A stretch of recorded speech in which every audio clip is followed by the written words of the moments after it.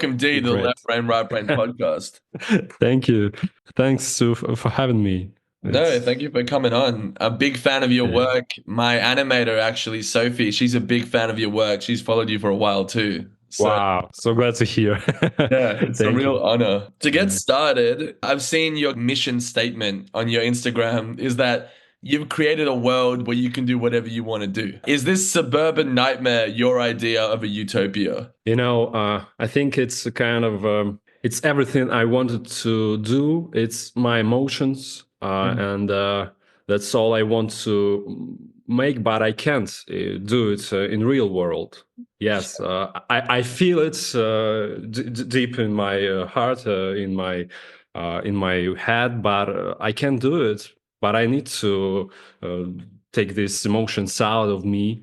Yeah. Yes, and that's why I created this world, and that's actually me in this world. Yes, That's me. awesome that you own up to it because when I interviewed Doug Will Hunt the other day, and that was a really great chat too. He's a friend of yours, I think.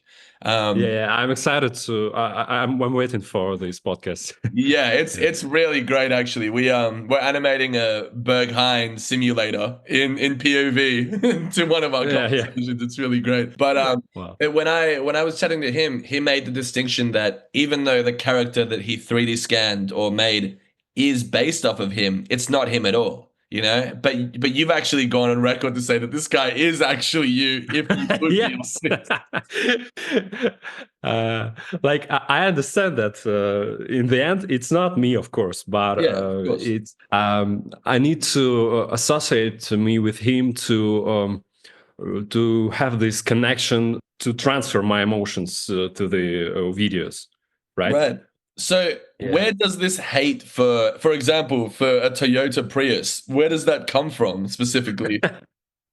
It's interesting because I had nothing to do with Prius before, but when I left my country, I first I went to Mongolia. Do you know this country, Yeah. Mongolia? It's between Russia and China. Yeah, and the only cars they have it's Prius. It was so strange because two out of three cars were Priuses. Yeah, and then I moved to Georgia, and it's like there. Yeah, Priuses everywhere. And then I understand that it's actually a super iconic car in the Western culture because it's the shittest car ever made, I guess.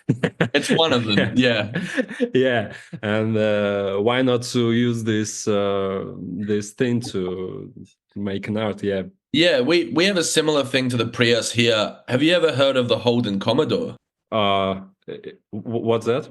It's the Uh, type of car that like is known for hooning. That means you like drift the car and fuck up the car. Like it's yeah. as much as you can, basically. It's for lads. And I unfortunately own one. And it's a whole thing. I could do a whole podcast episode on how much I fucking hate the Holden Commodores. I don't know if I'd blow one up with a rocket launcher, but that's actually a really effective way of like not having to. It's expensive, right? Like if you have a car and you need to get it destroyed, you can't just blow it up on the street. In terms of the protagonist, which is based off of you, he's got the red snapback hat. He's got the Red Bull. He has a real Fred Durst, hyper macho kind of vibe about him. Is that also based off of your persona? Actually, not. I think in real life, I'm very a good, calm guy. Yeah. Yeah, and maybe too nice, and that's my attempt to not be nice. Mm. Yeah, because maybe it's like a dream. What I wanted to be in my childhood, maybe. Yeah. Maybe it's a picture. Maybe it's a picture of my brother. I have an old brother. Yeah. Yes, we like 7 years. He's 7 years older. Yeah, and maybe it's a picture how I looked at him in the childhood. Yes. Uh, so it's many things. Yes. Uh, I'm trying to have this connection, but not to do some bad stuff. Yeah, yeah, yeah, for sure. Yeah. I mean, Yeah. obviously, if you did do these things, you know how they say that the person who speaks about all the shit he's going to do, outwardly isn't the one that ends up committing all the crimes. It's usually the quiet one. Yes, I totally agree with you. If more people will do some stuff like me, there will be no hate at all in this world. Exactly. I mean, you've created a sort of video game, even though it's not a video game yet. You've created the equivalent of what a video game would be if you could vent out all Hmm. your frustrations Hmm. towards, yeah, Toyota's programmers as well. That was a really interesting one. There's like a whole reel about because I've never, yeah, I mean, what's like the worst? Sorry, you're talking about computers post. Yeah, yeah, yeah, yeah. I've never heard anyone have such a vendetta towards these particular people before. What's up with that? Where does that come from?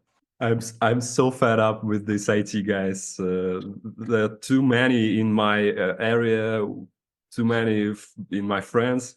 Yeah, Yeah, that's awesome. and all of them making so much money, and they know everything about tax and stuff. And actually, I have a degree in programming. Yes, and I wanted to be like this guy in the past, but now I just hate him. They're too smart, I guess. You need to chill, guys. Everyone wants to be IT guy now. But Yes. is there anything that you learn in that course that you use now to actually create these worlds? I don't know actually. Maybe some mathematical things are useful to me now, but it's like in general, Yeah. not a particular things. So, how did you go from wanting to be the next great IT guy, and then you're now creating this PlayStation 1, dystopia for yourself? How did you go from one to the other? Did you always make, these types of animations before? No, actually, it's all started like 1.5 year ago or 2 years ago. And before I started to work as a photographer when I was in my university. Yes, and um, but I've been doing art stuff since teenager, since being a teenager. Yep, and I made some music and these photography things. And I was working as a photographer, and but when I moved from my country, it couldn't make money to me. I couldn't Mm, make money of it. Yes, but I had lots ideas in my mind, and I wanted to give it to the world. And I started to think, how can I do this? And I understood that I can do it with my camera because the real world can't contain all the ideas I have in my mind. mm, Yes, and the 3D world gives all to me. I can do wherever I want, and that's actually what is great about 3D art. You have no limits at all, and as a bonus, I can make something what I liked it in my childhood, some old video games. mm, I It was surprising. I was very surprised when I went out that when it went out that I like this aesthetics because it sits deeply in my brain, and when you try to connect with yourself, you understand that man, I like this. I will do something like this, something I liked mm. before. So that's How how. how how old are you, if you don't mind me asking? Yeah, it's okay. It's totally cool. 24 now. 24. Yeah, I'm Yeah. 29. I turned 29 Mhm. this year, and I was also raised on a lot of video games. It's interesting that you're younger than me. I wasn't raised on the PlayStation 1. I was raised on the PlayStation 2. But your graphics are very PS1. In the same way that Dog Will Hunt, his graphics are very GameCube, actually. And I think it makes sense because his style and Pokemon Coliseum, like all of that kind of vibe has its own identity to it. But yours is very PS1. Did you grow up with PlayStation 1 or PlayStation 2? Not actually. That's the part when I when I had some research to Mm. understand what I want to make, what style I want to make. Yes, and I understood that I want to make some game graphics, but it can vary, and I can choose wherever a generation I can. But PS1, yes, I started it a year ago, but now I think I'm slowly moving to PS2 graphics. It's strange, but I like it more now, and I'm a little tired of this jiggling vertex. Do you know this? Yeah. When vertices goes from, yeah, from here But to so there. which video games were you raised on then? Ah, yeah. We played with my father a lot in Max Payne, first and second, and my brother showed me Call of Duty and all such stuff. Hitman, Max Payne, uh, Call of Duty. What else? What else? I was a big fan of Spore. Do you remember Oh, this game? Spore, the fucking character creator? And then Yes, you would send them out to go like, dude, I I love spent that game, bro.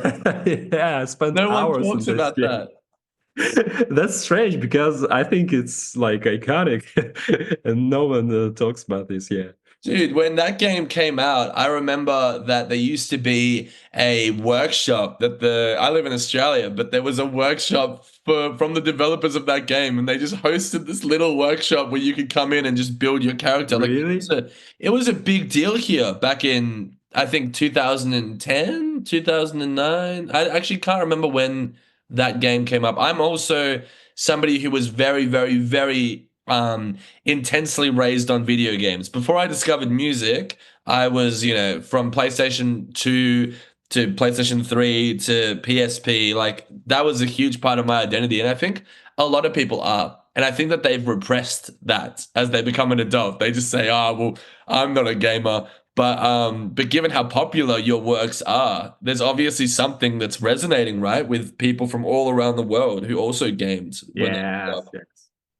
That what surprised me too, because when I started, it was a boom of this aesthetics. A year ago, there was a trend when everyone changed their profiles pictures to PS2 style Mm. pictures.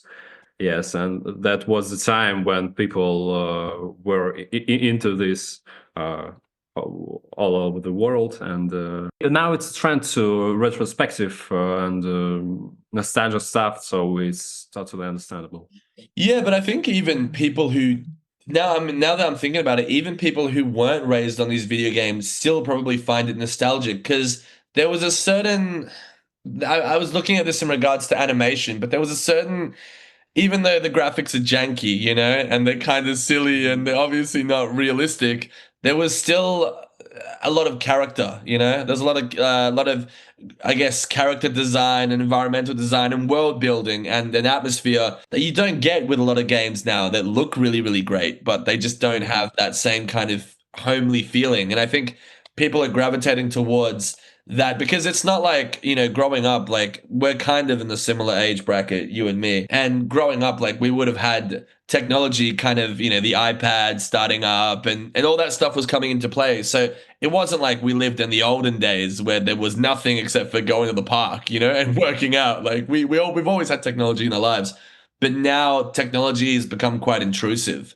And it's become so intrusive that it's no longer something that you kind of aspire towards, like a futuristic kind of goal. It's more of like, oh, we are living in this dystopia. So anything that reminds us of how it used to be when there was moderation and there was balance and you didn't have your phone being able to give you, everything you need basically in 2 seconds. It's worth, it's worth looking into as well. Yeah, I But agree.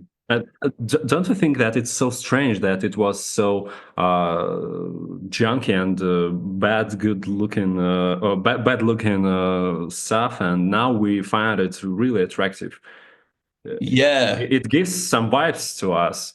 I don't know. well, it just Because goes to show that. as I remember, when I was a child, it wasn't too beautiful for me, and now I think it's wow, it's super impressive.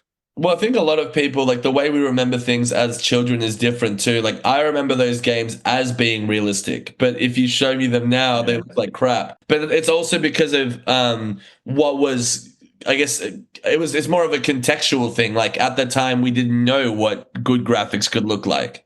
Mhm. So we had no frame of reference for knowing what bad was because that didn't exist. It was only, cutting edge, and it was more of an idea. And I think maybe that's what stuck in our head, the idea of striving towards something. And then at a certain point, graphics became so good that you can't really tell anymore if a game has good graphics. Like I remember when, if you ever played Crisis, do you remember Crisis? Yeah. That game, I ruined a family Christmas because that game, my parents bought me the Ultimate Edition and I was so grateful, but my computer was too shit to fucking run it. And that was like the game that has like the best graphics ever. And I threw a whole fucking, I got so angry. I was like so depressed because I couldn't play the game. And apparently that game still holds up in terms of graphics if you played it on like a good PC. And that was in like 2010, man. When I got my Crisis copy, the heads weren't rendered.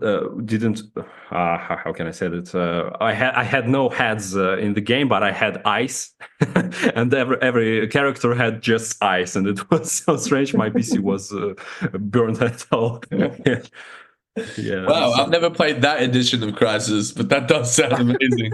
Do you consume a lot of like 90s media? I guess I'm more like millennial. I'm not that into 90s culture. I guess is around the same time. I really don't. I'm not good with dates as to when the PlayStation, came out and stuff like that. But I assume it was probably early 2000s. I mean, PlayStation 2 would have definitely been like 2002, I think, or 2003 or Yeah. something like that. Maybe. But I guess I'm like a Xbox 360 guy because I had one in my childhood, and I had no PlayStation, but I had PlayStation Portable PSP, right? Yeah. And that was when I got this. My whole life changed. I was that guy from school who was really cool because I took Yeah, me it too, with me man. every day, yes, and between lessons we just Yeah, play the like PSP was incredible. I love that shit. yeah. Nobody talks about that device anymore either. The account is called Bully D. I'm just wondering, were you somebody who was affected by bullying at some point in your life? Maybe, but I'm concerned. Maybe not. I don't know. I don't know. When I grew up, there wasn't there wasn't a word bullying. There wasn't a problem. We just maybe we had some bullying in school, but we didn't think that it's something that shouldn't be in our lives. That's so Maybe yes, maybe interesting. not. That's so Yeah. interesting to hear a 24-year-old say that. That's something that you could hear Yes. like a 30 and maybe a 40-year-old or a 35-year-old be like, back in my day. But I grew up in Russia, so that's a different type of country. So in Russia, like the idea of like because in Australia they definitely they did it a little bit too late, I think, they kind of I think when I finished school they really cracked down on bullying, or they tried to. You can never really stop it, but you can make sure it happens a lot less, with actual teachers and stuff. But yeah, so you guys, is bullying a thing in Russia now? Or is it I guess yes, but I don't know actually what is going on in Russia because I left country 3 years ago. It's so much changes from that Yeah. moment. Yeah, because war really changed that country, really changed that people, and I just can't say what's going on there right now. And And but I think in schools it's totally different situation. It can be worth that it was before. Yeah. are there a lot of other things that moving away from Russia that you've kind of realized as a young adult? Because you would have come when you were 21, right? To Georgia. Yeah. Georgia. Right now I live in Georgia. Yeah. And are there things like, I mean, again, it's such a different culture. I've never been there. Are there other things that you've kind of noticed? Like what's something else that you've noticed is like completely different to Russian life? Um, it's like a south country, and people here are very. Uh, the first thing I felt is freedom. Mm. In their I look at them and they dress other way, and they look other way, and they um, hmm, I don't know, they just feel different. Yes, and they have more U.S. Influence, Mm. because when Soviet Union was over, I guess Georgia was an ally to, how can I say it, to Yeah. U.S. Yes, and there's a lot of money from U.S. and U.S. Culture is so deep in their minds.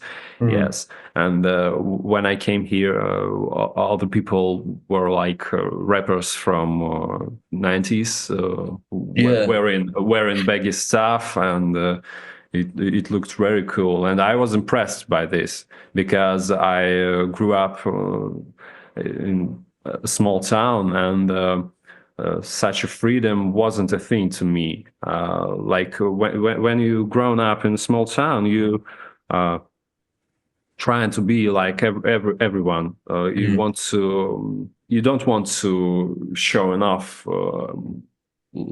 You don't want to be unique. You just want to be with those guys who are. Yeah, you want to fit in. Yes, yes, thank you.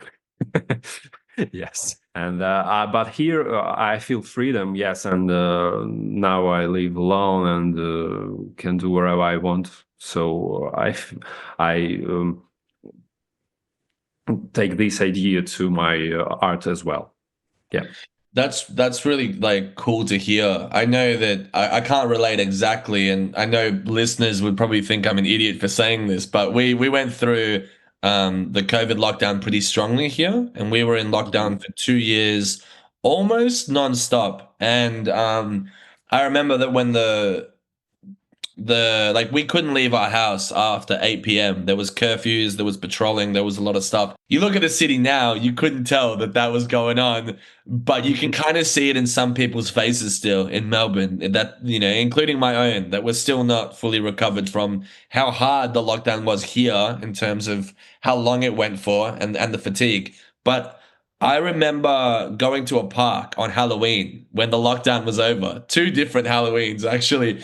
And I just remember sitting there and I felt emotions and feelings that I had never felt before, like really nostalgic childhood almost, like feelings just to go to the park and hang out with four people.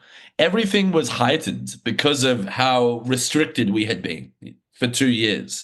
And so I, Wow. I imagine that you would have had a similar kind of feeling, after growing up in maybe not as much, but in terms of the change in culture, just how that all kind of bleeds into your work, your interpersonal life just kind of melds into it as well. I think I feel something. Yes, yes. I didn't think about it, but you're on point. Yeah. And also, like, do you think an account in 2025, an account like Bully D would it be allowed in Russia? I guess no.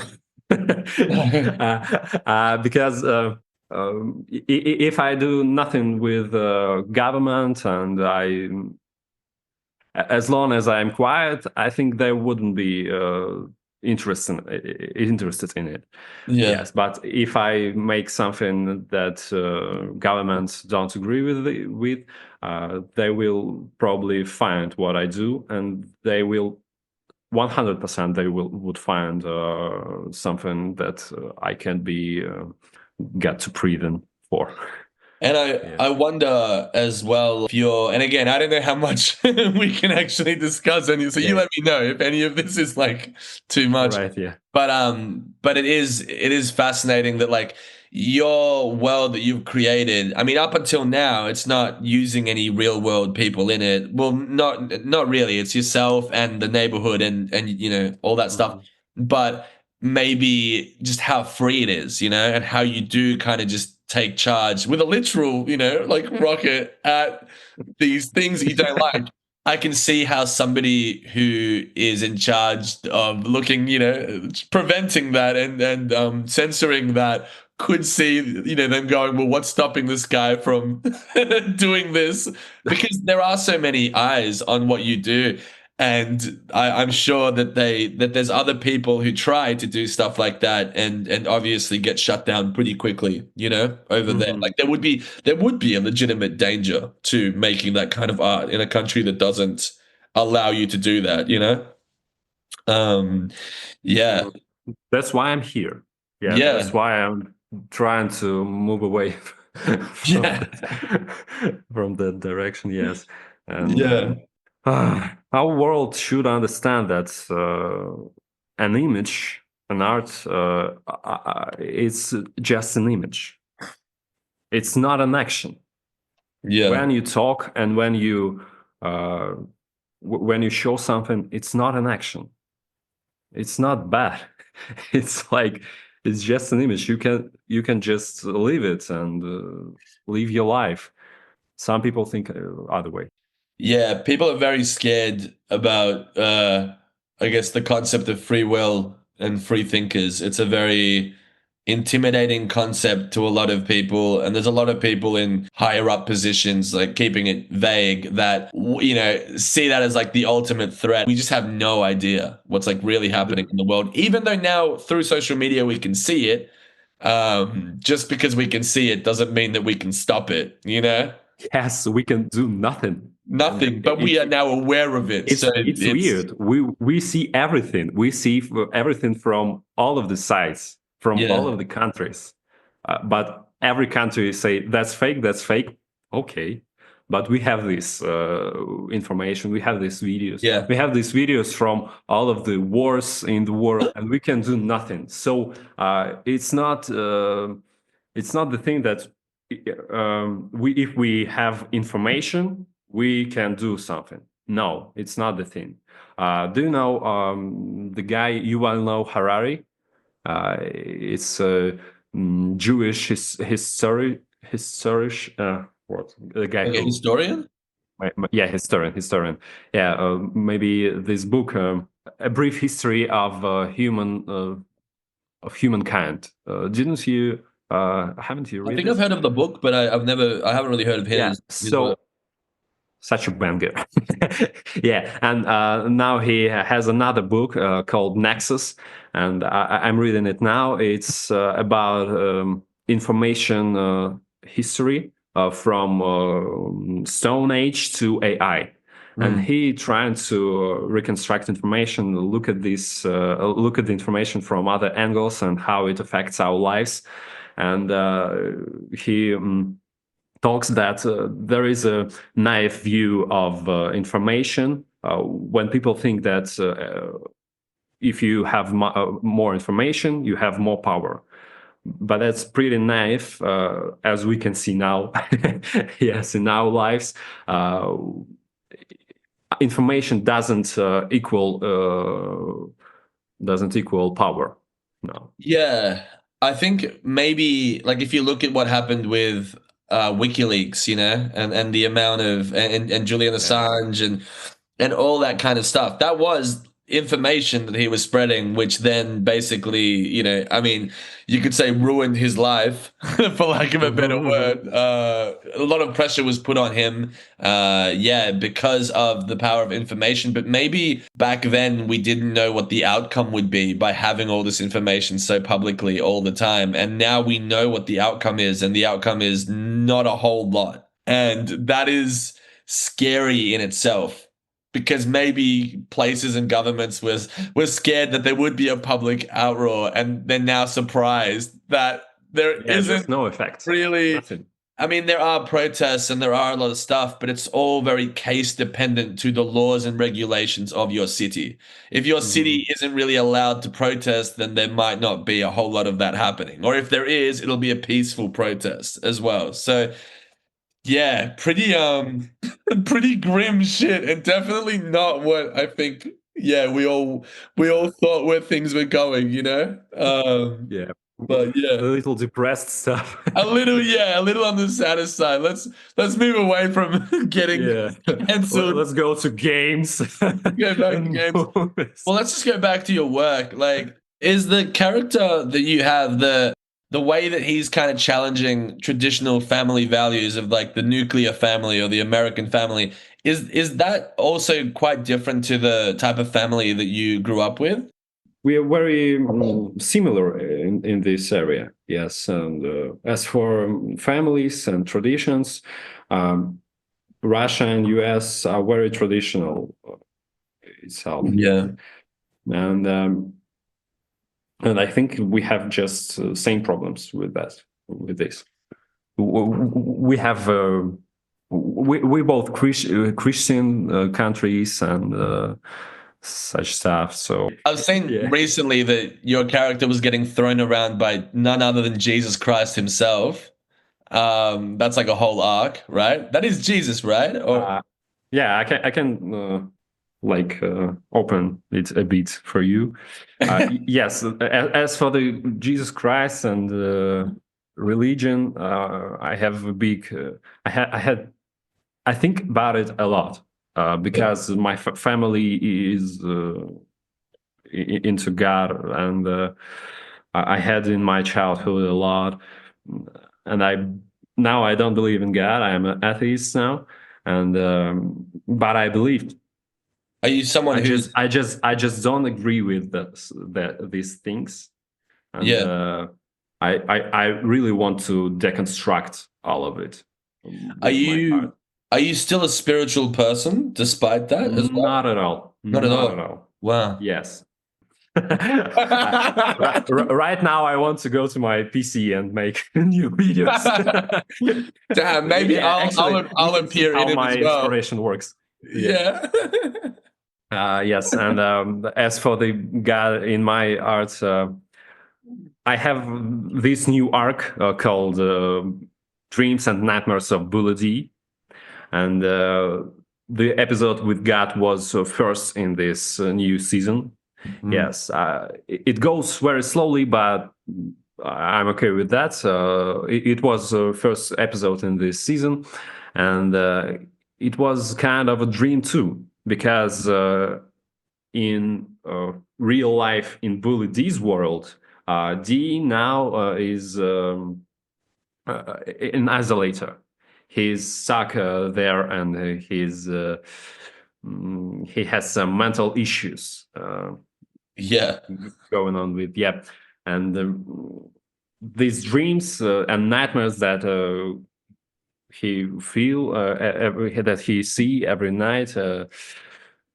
That's what I'm trying to show you, and God was one of these things. Yeah, and Yeah. I think God here is something of a inner voice that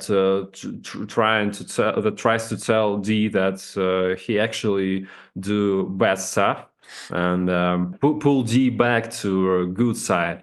Yes, but D is already changed. He can't just go back. He needs to stay strong, and he needs to defend his new philosophy, his new picture of the world. Yes, that's why D and Big G. His name is Big G, not God. Yes, and that's why they are in confrontation now. It's interesting that he wouldn't have gone straight to hell. That he even got the opportunity to chat to Big G Yeah, at all, given all the yeah. shit that he's done. But I say nothing. But maybe in the future In we will the, see some hell stuff. Yeah. yeah, and the reel you put about Ozempic the other day, is that related to the universe, or is that just a side kind of thing that you just put up?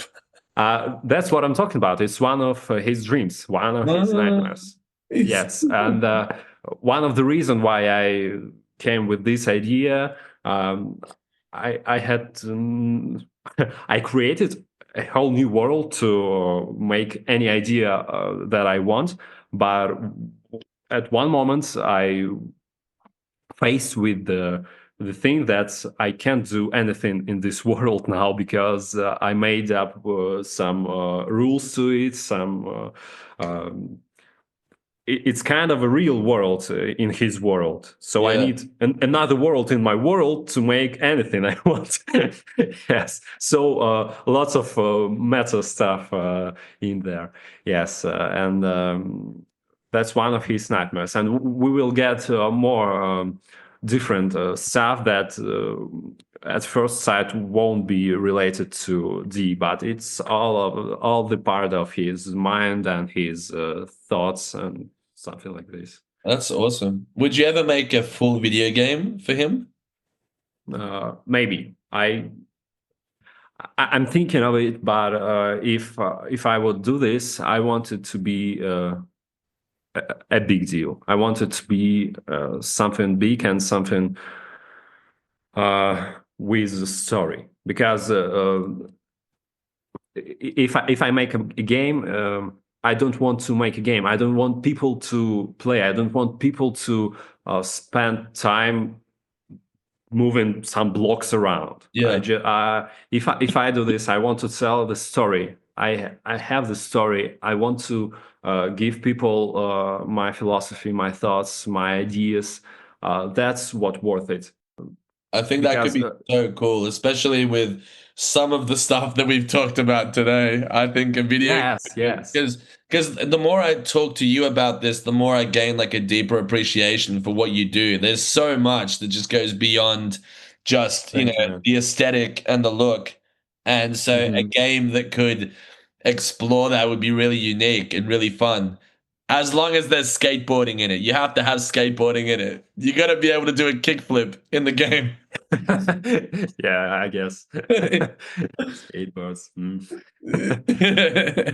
Lots of 3D artists that I know started to make their video games too, and but as I see, it feels like just an entertainment, Mm. and I'm a little upset with that. I think it should be something more, something that you can Yeah. think with. Yeah. I spoke about this with Dog Will Hunt as well, the idea of like a game being more than just entertainment. And I brought up the Stanley Parable as a great example of that. Like, Yes. or Of Hotline course. Miami 2 or 1, like games that Yeah. really break break the fourth wall and actually engage with you in an intellectual manner.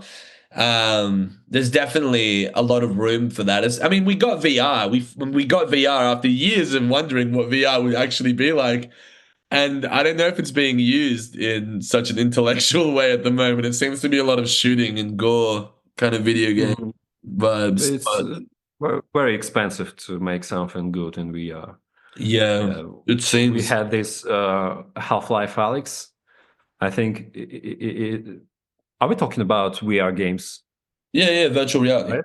Yeah. Yeah, and we had this Half-Life Alex, and I think it's the only game, the only one big game in this uh, VR stuff. So Yeah. it's not the thing yet.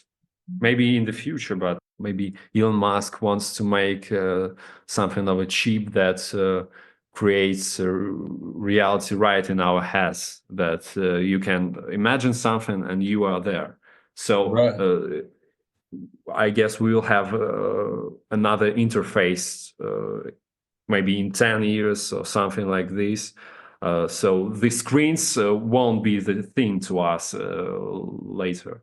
And Well, it's didn't interesting that there are people that's already doing some stuff for this. Well, didn't Stephen Hawkins have a way of utilizing the screen with his eyes instead of actually having to select it? Like, didn't he, or like, I'm pretty sure that was a thing. I actually don't know. Maybe he was operating with his eyes, but he I had a think so. screen, I guess. True. Yeah, we're not talking about like a neural link. Like we're talking. Yeah, What okay. we're talking about now is like Professor like Charles Xavier type shit. Like, see, Yes. I don't want that. I think that'll probably be the end of everything. If you can plug into something, and I saw at Disney World they have those they have these things now where you walk in a straight line, or you don't move, but it feels like you're actually no, you're moving, but you never actually go anywhere. It's some sort of like treadmill apparatus, and you put the VR on, and I'm just like, nah, man. Like people are already have enough social anxiety and can't even look at each other in the eyes. Like Yes, once you yes, start it's a problem. integrating, like, yeah, that X-Men shit, it's game over. Everybody, man. That's the Yeah. end. Uber Eats. But Yeah. we have our the good thing that we have our basic needs. I guess we need Yeah. to eat, we need to fuck, we need to do some stuff with our bodies, and that's what keep us on the ground. That's what keeps Yeah. us on As the ground. opposed to just never leaving our house for the rest of our lives. Okay, that's set. Yeah. No, but you're right. There are certain needs, and some of those needs can be met with technology, and some of those. I mean, you could argue if they really can be met. We're not going to go into Mhm. it, but there's. I mean, food's a weird one. I don't think you can replace that. But again, I brought up Uber Eats before because I used to think that the idea of going out and finding dinner. We're not scavenging for food like cavemen did back in the day. But I still liked, going for a drive and finding somewhere and actually going there and seeing what was on the walls and talking to people. And you like it as a process. Yeah, it You was the, you, it you was you it was don't a, need it was this, a but as a journey. Like, process, it's yeah. yeah, you had to work for it. So I don't like the idea that like you can just order it at home because I've never found that it tastes better. And I don't think it has to do with the food. I just think that you had to work for it. You had to actually go and have an adventure and things would happen, on the way there and stuff like that. And I That's think why cooking sometimes is health to your yeah, mental cooking's health. great. Um, Yeah, yeah. Also a lot cheaper, but I'm just not a good cook, so I don't want to eat my food as much, but I also don't want to do Uber Eats. So Yeah, it's yeah, tough, yeah. man. Before we finish up, and thank you for chatting to me, Dave, for the last few hours, Thanks for having me. It was a fun. what would you like to say to somebody who's listening who is a creative? Is there any words of advice you'd be able to give them? Freedom is the only way. You need to free your mind out of everything, every mm, out of every people that every person that you met. You need to free it. You need to not to think about it at all. You need Mm. to stop thinking. Stop thinking. Just stop. Leave. Just leave, and your body will make everything for you. For That's you. That's a That's my that's a advice, I that's guess. a good point. I'm a chronic overthinker, and I think that the happiest I've ever been and the healthiest I've ever been is when I've thought less. And somewhere Yes. along the way, I thought that it made me smart to worry about everything or listen to everyone's opinion or try to become, a particular person. But really, it's just when you're in the moment and you're not Yeah, necessarily yeah. thinking about one thing or the other that true happiness does arise. So. And that's one of the basic ideas in my art for technical stuff as well. I'm not talking about philosophy. I'm talking about how I make stuff. Like I was a complete noob for 3D art when I started. It was 1 month since I started to learn 3D art, and 1 month, and I got my first post. Mm. Yes, I was zero. Yes, and I just thought you don't need the things to be perfect. Of course, it's the obvious thing, but it can look awful, and That's why PS1 style graphics good for 3D art, because it's pretty simple to make, and the way from your idea to realization is super short. Mm. That's a good thing for an artist to shorten this way as much as you can. So maybe it's a good thing. Try the ways to make it shorter. Yeah. For sure. And you don't need to have a lot of technicality to create great art either. So, Yes. and Yes. and I mean, I would say your stuff, like the more you do it, the more technical it's going to be in its own world and in its Yes. concepts. Yes. But for me as somebody who's never animated myself, which is funny because I'm surrounded by animators who I love, who animate this, show, but I've never learned how to do it properly. I'm an artist, so I can draw and I've drawn frames, but I've Yes. never, I don't know how to animate to this convo, for example. Bro, send me your photo. I'll make a 3D model for you. Oh, really? Fuck yeah, actually, that would be so sick. I will actually. That would be amazing. That'd be so cool. I actually have a really good outfit that would be so sick for that too. Let's do this. But yeah, I do like I see your stuff and it's crazy that you're just one person that's able to make this. Like back in the day, you would have needed an entire team, of at least Yeah. 20 people, at least 20 people to get this going. And the fact that you were able to teach yourself with everything that's going on in your life, right? And put this out there and get it on the internet so that I see it on the other side of the world. That's impressive, man. That's really cool. Yeah, thanks. I agree. And that's crazy that we actually can do it now by ourselves.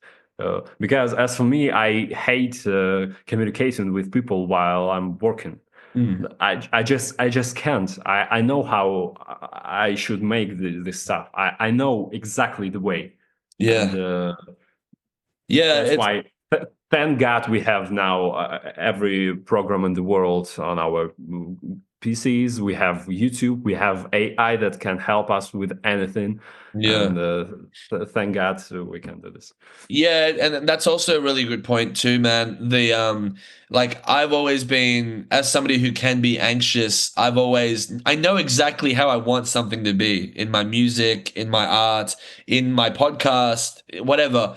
And sometimes because you need a lot of people or you think that you need a lot of people to bring an idea into fruition, you get a little bit shy. Like you might try to direct a movie, but then you realize that the cinematographer knows more about cameras than you. So suddenly he directs the movie for you. And you kind of sit back and go, fuck, like this isn't It what I stops you. wanted.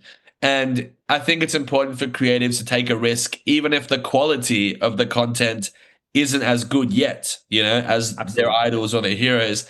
At least the journey and the product you will create will be a true reflection of who you are at that point in time. And that will help you grow. And that will help you at least improve in the future. But if you rely on other people, oh, I need somebody who has that editing software. Oh, I need somebody who knows how to do that. It's like, firstly, it's very expensive. Don't get me wrong, there's times where it's really useful. In this podcast, I'm so grateful for the people I work with here. But yeah, I mean, at the end of the day, I could also sit down and try to animate my own shit. I'm probably scared as to what it would look like if I animated a segment myself. It would be pretty That's a good point. pretty That's a good rough. point. Yeah, It's better to make something. It's better to make than not to make at all. You absolutely. need to just do this wherever the sheet comes out of your hands. Yeah, and it's also a human need too. Like we talked about food and, for lack of a better word, fucking, but also like creating, like humans Mhm. need to make stuff, and people who try to repress their creative drive and desire, you will see them eventually, it'll come out in some way. Sometimes healthy, Yeah. sometimes not so healthy. And it's like humans are made to create. I was talking to, this is a huge tangent, but I was talking to a guy who's like 74 years old and he studied anthropology What? and yeah, crazy, bro. They're still around. And he told me that Neanderthals, apparently, historically speaking, had never created art. Like the actual species of Neanderthals didn't create themselves, and that was something that came from a different kind of species of humans. And I thought that was kind of insane, an insane thing to hear that they just didn't make art. They just didn't need to. But Yeah. that's something that's very intrinsic to humans. So, or whatever the Mhm. fuck we are, Homo sapiens, right? I guess. Homo sapiens. Yeah. Anyway, Bully D, I'm gonna go take a shower because it's fucking hot in this room Because of us. because of us. Yeah. But yeah, Uh, thank you, man, for coming on the show and lovely Thank meeting. you for having me. It was great. Thank you, Dan. Awesome. Enjoy the rest of your day, man.